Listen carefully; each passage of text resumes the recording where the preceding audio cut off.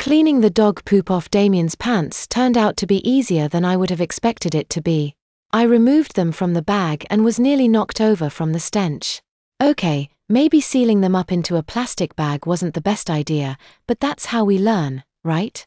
I used toilet paper and paper towels to get most of the poop off, and then there was nothing to be done but to get dirty. I turned on the hot water, shoved the pants into the sink and used a lot of the liquid hand soap to wash the pants by hand. With a few minutes of rinsing the soap away, the pants looked clean, and after giving them the nose test, I was sure that they were clean. Now came the really difficult part, getting the pants dry. Of course I did the obvious and tried to wring as much water out of them as I could, but twisting them and squeezing them can only do so much. So then I turned to the electric hands dryer. Boy, that sure took a long time, and by the time I had gotten the pants partially dry, I'd already been in the bathroom a good 20 minutes or more. Oddly enough, during that time, no one else had come in until I was nearly done. The guy that came in looked rough and dirty, and I figured he must be a construction worker or something like that. I decided that Damien's pants were as dry as they were going to get with my help and picked up my things to leave. "Hey," the guy called after me. I stopped and turned around. The guy was standing there looking ominous. "You make that mess in there," he said, pointing to the inside of the toilet bowl. "Sorry," I said, trying to act like I didn't know what he was talking about. But I did know. I'd been so preoccupied with getting the pants clean that I had forgotten to flush the toilet after throwing all that toilet paper and paper towels into it. The guy shot me a mean, disgusted look and growled. Yeah, he really growled. Not wanting to stick around any longer, I slung the backpack onto my back and got the heck out of Dodge. It took some convincing, but soon, I was able to get Sean, Mike, and Damien to come in from playing. "Here, put your pants back on," I told Damien. He didn't even offer the slightest objection. Actually, I think he was surprised that I was allowing him to have them back. "Max washed them in the bathroom for you," Mark told him. "They are cold," Damien said as I pulled them onto him and tried to button them. "Well, I couldn't get them completely dry," I said.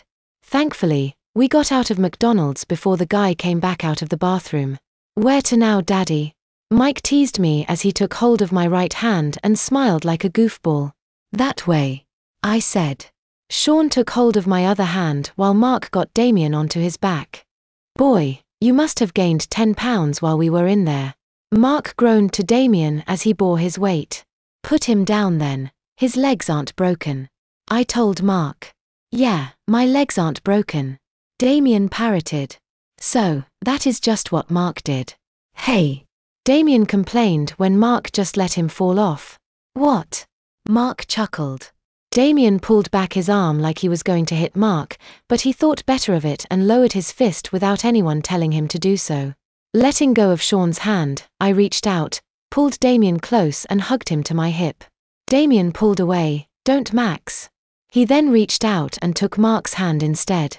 Gulliver's Mountain was so cool. It doesn't matter how many times I get to go there, I always find something new. This time, we mainly checked out all the cool camping gear and got to pet a live beaver. Gulliver's Mountain brings in live animals at different times of the year. In November, they have live turkeys, and they've brought in other animals such as deer, buffalo, moose, and bears. There have been other animals. Those are just the few that I've seen personally. About the time we were getting ready to leave to head over to the Danbury Cinema, Damien tugged on the back of my coat. He didn't have to tell me what he wanted. I could tell just by looking at him. "Anyone else need changed?" I asked quietly. Surprisingly, everyone raised a hand, Mark included. The humor of the situation, as I followed behind my 4 diapered friends while watching their waddling bottoms, was almost laugh-out-loud funny. I had never been in the bathrooms of the Gulliver's Mountain store before, so I was surprised to find that they didn't have a men's and women's bathroom. Instead, they had one large family bathroom, and it wasn't empty. Gulliver's is one of the largest stores in the area, so it would seem logical that they would have an equally large bathroom, and they sure did.